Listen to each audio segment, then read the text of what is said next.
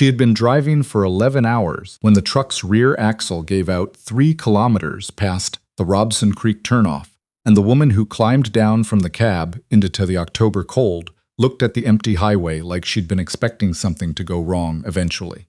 Phoebe Larkin was 31 years old and owned exactly what fit in the truck bed: 2 duffel bags, a toolbox her father had left her, and a border collie named Scrap who jumped down before she even opened the door. She stood on the shoulder of the Yellowhead in the last gray light of the afternoon, listened to the axle tick as the metal cooled, and took stock.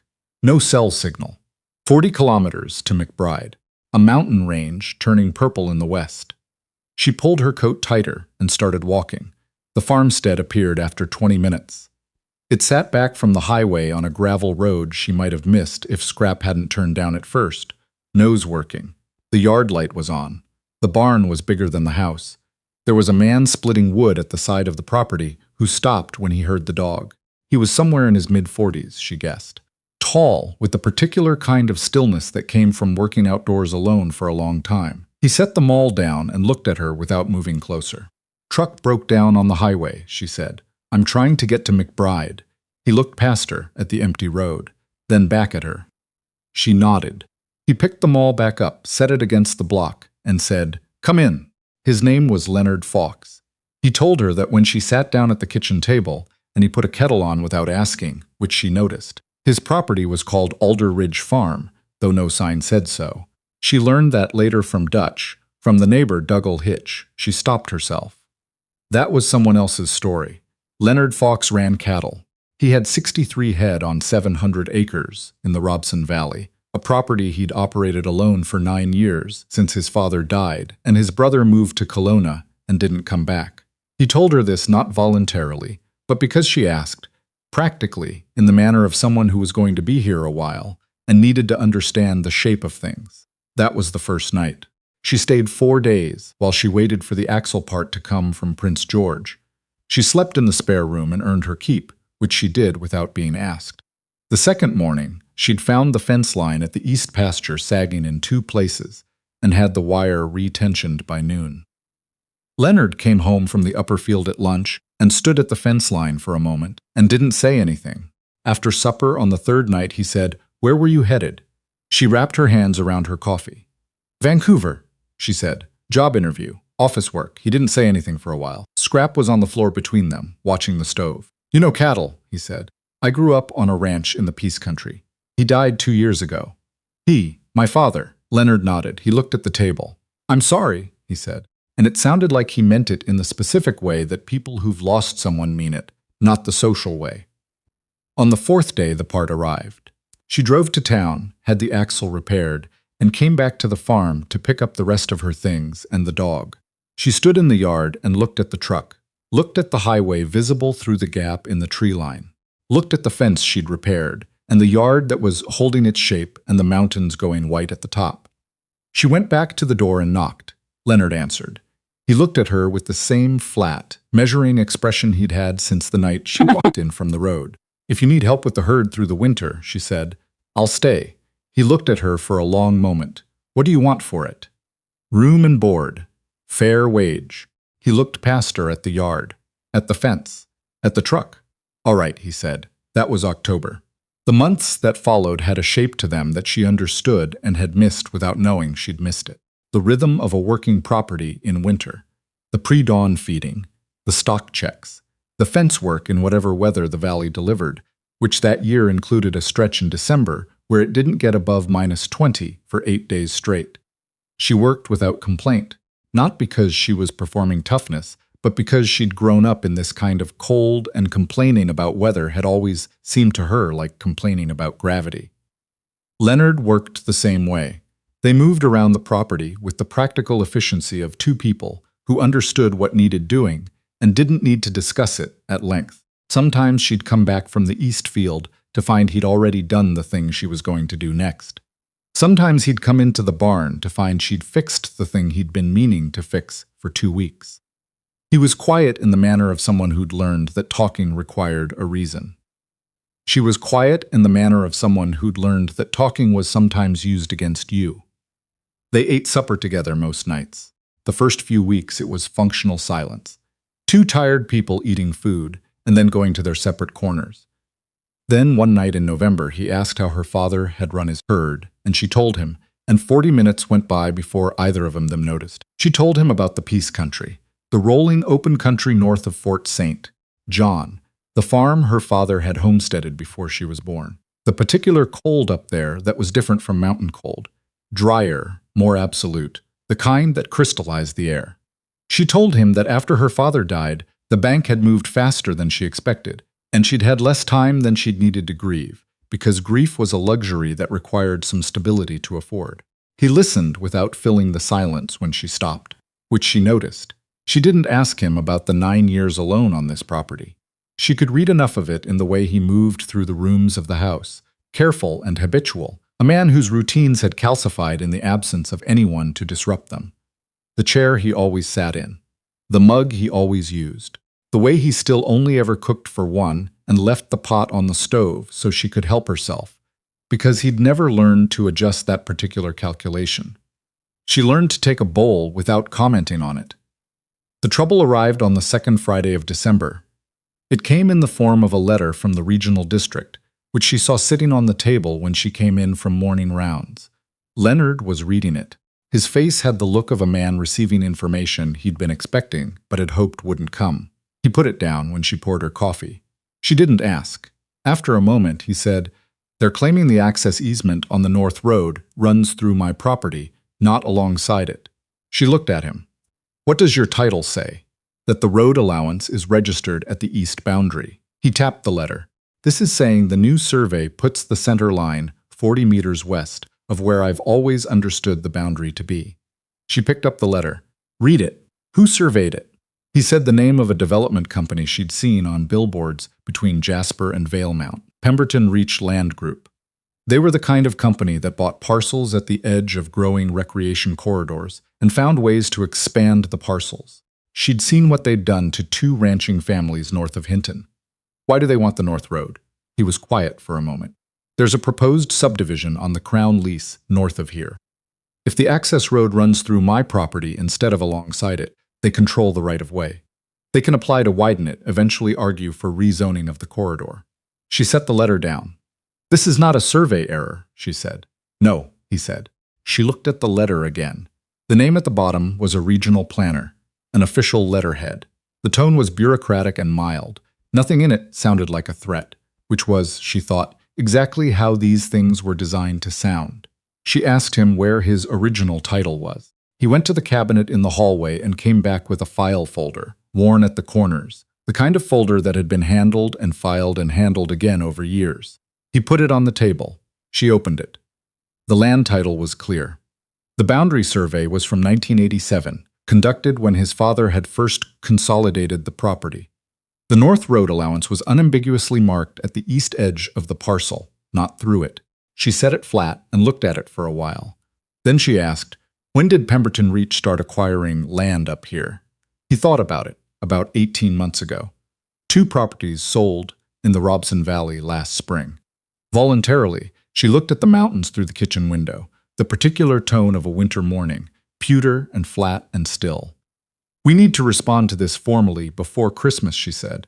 "If they're running a timeline, and they usually do, they'll want this settled before the new year, when the next planning cycle opens." He looked at her. "You know how these work? My father fought one. Water license dispute. Took 3 years and most of what he had left. He won. He reached a settlement that let him keep the farm." She was quiet for a moment. "He died 14 months later. I don't know if those 2 things are connected. I think they might be." Leonard sat with that. He looked at the letter. He looked at the title document beside it. "I should call a lawyer," he said. "Yes, but first you should understand exactly what's in your own documents, because a lawyer will tell you what it costs to fight it. The documents tell you whether you have something worth fighting for." He looked at her steadily. He had that look he sometimes got when she said something he hadn't expected. Not surprised exactly, recalibrating. "You know documents," he said. She turned the title to page 3, where the original survey description ran in the dense language of property law. "My father's lawyer died before the dispute was finished. I learned to read these because there was nobody else." She spread the papers flat and started talking him through them. They spent 2 evenings on the documents before Leonard drove to Prince George and came back with a lawyer's opinion that confirmed what she'd already suspected. The Pemberton Reach survey had been conducted by a contracted surveyor. The commission date on the survey was 12 days before the regional planner's office had formally authorized the boundary review. A survey conducted without authorization. Leonard sat at the table and looked at the opinion letter. The surveyor worked on their instruction before the authorization existed, she said. He turned the page. The date right there. That's either an error or it's not, she said. And if it's not an error, it's the kind of thing that voids the survey's legal standing. He looked at her. Can we prove it's not an error? We can make them prove it is. The authorization records would be at the regional district office. Pemberton Reach would have to produce documentation showing the commission predated the survey. If they couldn't, the survey had no legal footing. This is the piece, she said. This is the thing that matters. He was quiet for a long time. Outside, the December dark had come down completely, and the yard light showed snow beginning to fall. Not hard, just the first exploratory snow of a storm deciding whether to commit. You're not just a fence hand, he said. She looked at him evenly. You hired me as one. I did. A beat. She turned back to the documents. There was a woman in the valley she'd heard about. From his closest neighbor, a man named Edgar Rook, who drove up from the Tier Road every few weeks to check on Leonard in the casual, unstated way that neighbors did out here. A woman who'd worked for the regional district for 20 years before she retired and now lived in McBride and occasionally reviewed documents for people who couldn't afford lawyers. Her name was Berta Callison. Leonard knew her. He'd gone to school with her husband. She met them at the kitchen table in Berta's house in town on the second-to-last Tuesday before Christmas, and Berta looked at the survey document and the authorization records Leonard had requested under access to information, and she said, without particular drama, "The commission number on this survey doesn't exist in the regional registry." The room was very quiet. Not a date discrepancy, Phoebe said. Worse than that, Berta said. They assigned a commission number to a survey that was never formally authorized at all. The number appears nowhere in the regional district's own records. She turned to the page and showed them. This number. It's not in the archive. I know because I built that archive. Leonard looked at the paper, then at Phoebe. She was already thinking ahead.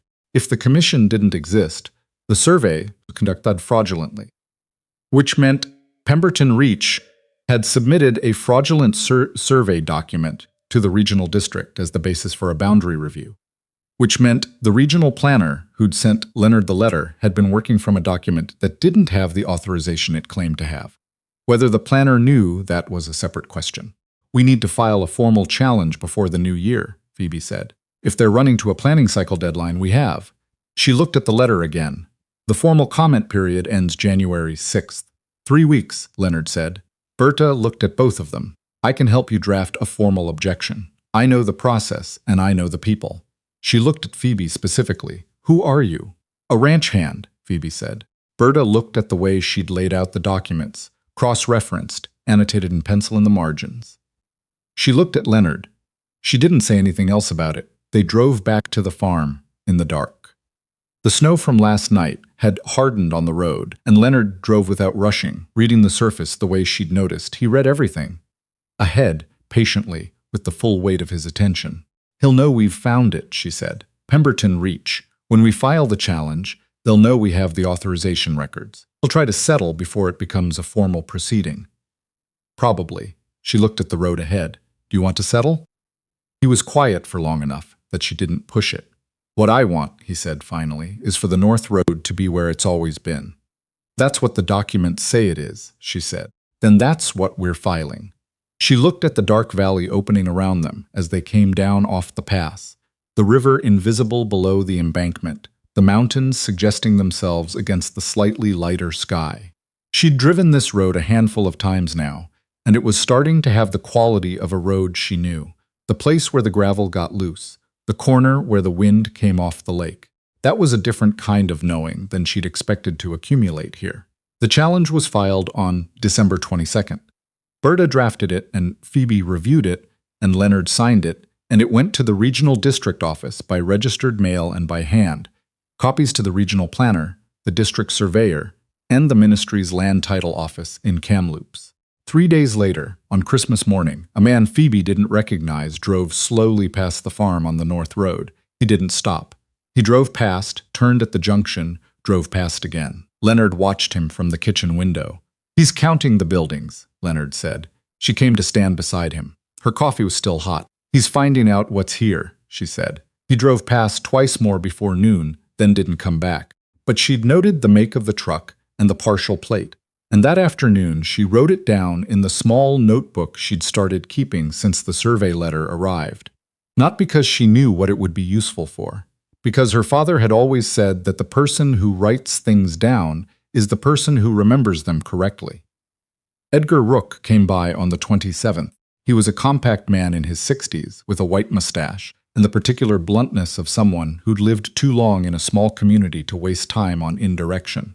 He sat at Leonard's table and drank the tea Phoebe made and said, "Pemberton Reach has been buying parcels in this valley for 2 years. The Halversons sold in September. The couple on the Goat River Road sold in June." He looked at Leonard. "Both sales came after what I'd call unusual pressure." "What kind of pressure?" Phoebe asked. "Inspection complaints.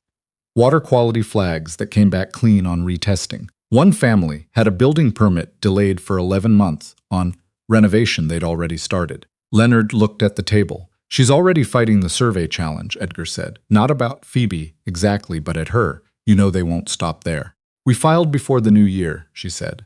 Edgar looked at her directly. "That's the right move. But be careful of what comes next." He looked at Leonard. "These people are patient." After Edgar left, Leonard stood at the window for a while. Phoebe washed the cups without him asking, which was a habit she'd developed somewhere in the last 2 months. She heard him turn from the window. He said, "Why did you stay?" She stopped, turned. He looked at her with the same expression he always had. Not unreadable, exactly, but not given to overstatement. The expression of a man who asked the questions he actually wanted answered, not the easier ones. She thought about the Peace Country, about the farm that was gone, about the drive west on the Yellowhead, the job interview in Vancouver for a position doing accounts payable in an office building, the interview she'd set up because she'd needed to go somewhere and somewhere had to have a direction. She said, "The axle broke at a good time." He looked at her for a moment. She said, "I needed somewhere to put what I know how to do. A fence that wants fixing, a herd that needs feeding in the cold, and apparently a fraudulent survey." She said it flat, the way she said things when she meant them without embellishment. "It's more useful than accounts payable." He was quiet for a moment. "You could have kept going," he said. "I know," she said. She looked at the kitchen, the range with its reliable heat, the window with its view of the barn, and the white field beyond, and the mountains behind that. She looked at it, the way she'd been looking at things lately, the way you look at something that's starting to matter. "I didn't want to." He didn't say anything else right then. He went back to the window and looked at the yard and the North Road, sitting exactly where it had always been. She dried the cups and put them away, and they spent the evening in the practical quiet that had become the texture of most of their evenings here. She noticed, but didn't say, that it no longer felt like the quiet of two strangers in close quarters. It felt like the quiet of two people who'd stopped needing to explain themselves to each other. The response from Pemberton Reach came in the first week of January, not through the regional district, but directly. A man named Clifton Hare. She checked the file.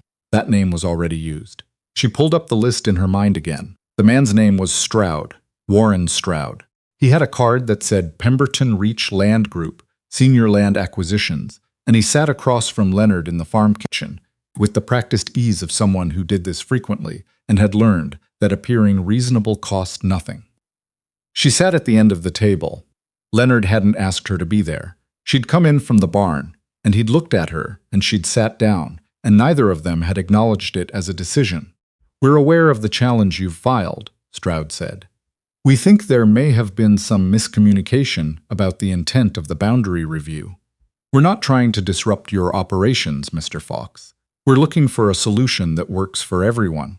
The commission number on your survey doesn't appear in the regional district's records," Leonard said. Stroud's expression stayed pleasant. "These administrative processes can produce inconsistencies. Our surveyor is reviewing the documentation." "Your surveyor submitted a survey with a commission number that was never issued," Phoebe said. "That's not an inconsistency. It's a document that misrepresents its own authorization." Stroud looked at her for the first time since he'd sat down. Not dismissive, reassessing. My client is prepared to discuss a compensation arrangement, he said, redirecting to Leonard. For what? Leonard said. For the goodwill of cooperating with the boundary review process and allowing the access road question to proceed through normal channels. The access road is where it's always been, Leonard said. That's what the 1987 survey shows. Surveys are updated as. Then produce a legitimately commissioned updated survey, Phoebe said. File it with a real commission number that exists in the Regional District Archive. The challenge we filed will be resolved by the documentation. Stroud closed his folder. He was quiet for a moment in the way of someone recalculating an approach. I'll take your position back to my client, he said. After Stroud left, Leonard sat at the table. The kitchen was quiet. Scrap came in from the mudroom and settled under the table. He'll come back with something else, she said. Yes. He looked at the table for a moment. Then he looked at her. What you said to him about the commission number. She'd said the part he hadn't said yet. She knew that. She'd seen him about to say it, and she'd said it because it was the thing that needed saying, and she was less patient than he was. I know, she said. She paused. I should have let you know, he said. He shook his head once. It needed saying clearly. You said it clearly. She looked at him. He was holding her gaze in the direct way he had when he was saying something he meant. You know what you're doing, he said. She did. She'd known it since Berta laid the archive records on the table, and she'd seen exactly what was wrong and what to do with it. She'd known it the way she knew fence lines and cattle and cold weather. Not because someone had taught it to her specifically, but because she'd been paying attention her whole life to things that mattered. The regional district hearing was set for the 14th of January. Berta came with them. Leonard drove. The hearing room was in McBride, a meeting room in the municipal building that smelled of coffee and old carpet, and the specific kind of institutional quiet that meant nothing dramatic happened here very offhand. Who'd clearly not expected this level of documentation. Pemberton Reach's representative was Stroud again, with a lawyer this time. The lawyer's name was something Phoebe didn't catch. What she caught was his tone, which was the tone of someone who expected to be in a room longer than he was going to be. Berta presented the archive records first. Her voice was the voice of someone who had built the system being cited and had no anxiety about citing it. Commission number 4473, she said, does not appear in the regional district's authorization registry at any point between the registry's establishment in 1994 and the date of the survey in question. I can provide the registry documentation in its entirety if required. The district planner looked at Pemberton Reach's lawyer. The lawyer conferred with Stroud in low, rapid tones. She watched Stroud's face during the conference. He had the look of a man who'd known this was the weak point and had hoped it wouldn't come up this clearly, this fast. The district planner said, "Can you produce the authorization documentation for commission number 4473? We would need time to retrieve those records," the lawyer said. "You've had 3 weeks since the challenge was filed," the planner said. His tone was not unfriendly. It was the tone of a man following a process that had become, in the last 10 minutes, simpler than expected. You filed the survey. The authorization documentation should have been available from the moment the survey was submitted. A pause. "We'll need to withdraw the survey pending review of our internal records," the lawyer said. The planner wrote something down. He was quiet for a moment.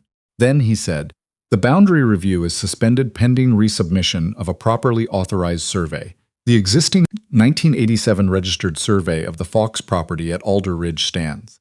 The access road allowance remains as registered at the east boundary." He looked up. "I'll also be referring the documentation discrepancy to the ministry's land title office. That's standard procedure when a submitted survey contains an authorization number that can't be verified." The lawyer nodded with the expression of someone who'd known this was coming. The room was quiet for a moment. Then everyone began gathering papers. Phoebe sat still for a moment longer than everyone else. Not for drama. She just needed a moment to let the thing settle, the way you needed a moment when something you'd been bracing for stopped pressing. Leonard was beside her. He was looking at the table with an expression she hadn't seen on him before. Not triumph. Something quieter than that.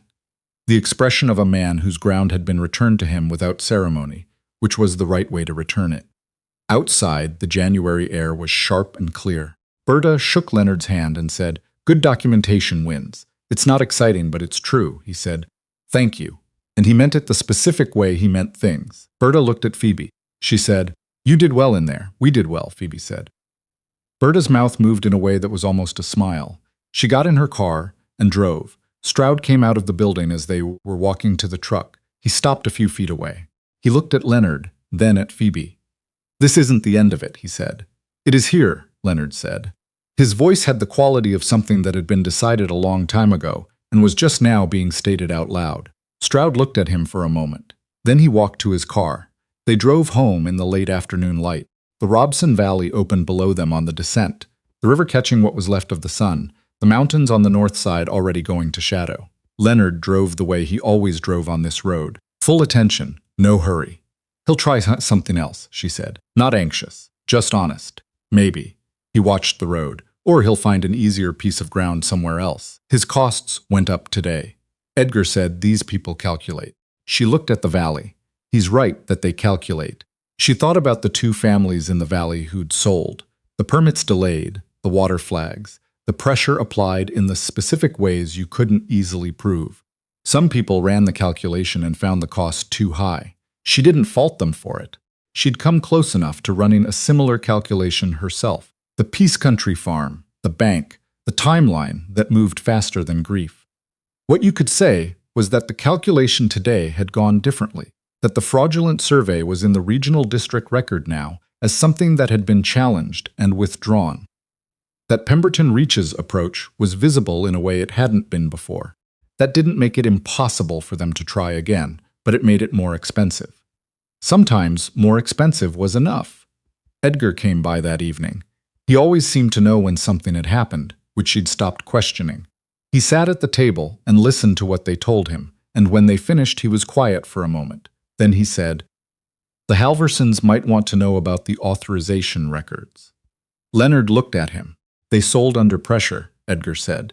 If the same approach was used on their parcel, a survey with documentation that doesn't check out, their sale might be reviewable. She hadn't thought about that yet. She looked at the documents spread on the table, at the archive records Berta had printed, at the commission number that appeared in no registry anywhere. We should get them that information, Leonard said. It was the same tone he'd used when he'd said they needed to file the challenge. Not a discussion. A conclusion reached from the available facts. Yes, she said. Edgar looked at both of them. Then he picked up his tea. He didn't say anything else about it. But she noticed him glance between the two of them with the quiet attention of someone who was revising his understanding of a situation. The Halverson family came to the farm on a Saturday in late January. There were three of them, Margaret Halverson, her husband and her son who was 17, and said nothing but listened carefully. Phoebe spread the documents on the kitchen table and went through them. The fake commission number, the archive records, the challenge, the withdrawal. Margaret Halverson looked at the archive records for a long time. Then she looked up and said, We thought we had no choice. You may have had more than you knew, Phoebe said. I can't tell you the sale is reversible. That depends on the documents you signed and a lawyer who knows property law better than I do. What I can tell you is that the same survey irregularity exists on record. If it was used to pressure you, that's relevant. Margaret's husband said, How do you know all this? She was quiet for a moment. My father fought something similar, she said. He won slowly, and it cost him a great deal. She looked at the table. I don't want that for you. I want you to have the information and someone who knows the law. They sat for a while longer. Margaret's son asked a question about the commission registry that was specific enough that she looked at him with some surprise. He said, I'm in my last year, thinking about law. She said, You'd be good at it. After the Halversons left, Leonard stood at the kitchen window again. The February dark was early and complete. She heard the stove settle, heard scrap shift under the table. He said, What you just did with them. She turned. You could do that for the whole valley, he said. If there are other families, the ones who sold, the ones who might be next. She looked at him. He turned from the window. Not a lawyer, but someone who reads the documents and knows what to look for and tells people what they have. He paused. There's a need for it. She thought about the Peace Country, about arriving at a dispute with a father who was already tired, without knowing what the documents said, without anyone to explain what was in front of them in language that wasn't deliberately designed to obscure. She thought about the months of learning on the fly, the things she'd read at the kitchen table at 2 in the morning while her father slept. She looked at Leonard Fawkes, who had come to the door of his farmhouse when she walked in from the highway in the dark, and had said come in before he knew anything else about her, and who had let the evidence of what she was accumulate slowly and without pressure, and who was now telling her something she hadn't said out loud yet, but had been thinking about since the drive back from McBride. "You'd need help," she said. "With the herd, if I was doing that work too." He looked at her. "I know." She looked at the table. The documents were still spread across it, her handwriting in the margins, his signature on the challenge letter, Berta's archive records. "Then we'd have to figure that out," she said. He was quiet for a moment. The stove made its sound. Outside, the February night had settled over the valley with its absolute intention. "Yes," he said. Spring came to the Robson Valley, the way it always came to mountain country, in argument. A warm week in March, then snow that undid it, then cold that made the whole thing feel like a miscalculation. The creek running black and fast under the last ice at the bank. Then one morning in the last week of April, Phoebe walked out of the barn into air that had a different quality than it had the day before. Something green underneath the cold. Something that had decided. She went back inside, and Leonard was already up and Scrap was at the door. She said, "It's turned." He said, "I know." He handed her coffee. "I thought, when the ground's ready, we might put a proper garden in on the south side of the house. There's a clear spot I've been meaning to use." She looked at him. "I always meant to," he said. "Just never got to it." She thought about that, about what it meant that he was saying it now. They could use the fresh vegetables in the winter, less driving to town. He wasn't looking at her directly, which she'd learned was when he was saying the thing he'd actually decided, not building up to it. "We should," she said. He looked at her then. She drank her coffee. Scrap scratched at the door. The morning was beginning its slow separation from the dark, the ridge line above the farm appearing first, then the barn roof, then the yard. She had arrived here in October with 2 bags and a broken truck and a dog, and no plan that was more than one interview at the end of a long drive. She had arrived with the specific exhaustion of someone who had held something very large together for a long time, and had finally, after the last thing was sold and the last form was signed, let herself be in motion without knowing where the motion was going. The farm had been a night of wind and a yard light, and a man who said, "Come in." The winter had been work she understood, and cold she knew, and a dispute she had the particular knowledge to help with, and a kitchen table where 2 people sat most evenings without needing to explain themselves. She was not romantic about it. She had been hurt in ways she hadn't finished accounting for. He had years of solitude that lived in his bones and wouldn't leave quietly. They were both people who had learned to expect the specific disappointments of the world and were cautious about the other kind. But she was here, and the ground was turning, and the mountains above the valley were doing the April thing with the light, going from pewter to something almost warm, and she was starting to know this road and this field and this man, in the particular way you started to know things that you intended to keep. There were things she hadn't told him yet. There were things he hadn't told her. That was the truth of 2 people who moved carefully, who had each been wrong about situations they'd thought were safe. Some rooms stayed closed for a while, and you didn't force them.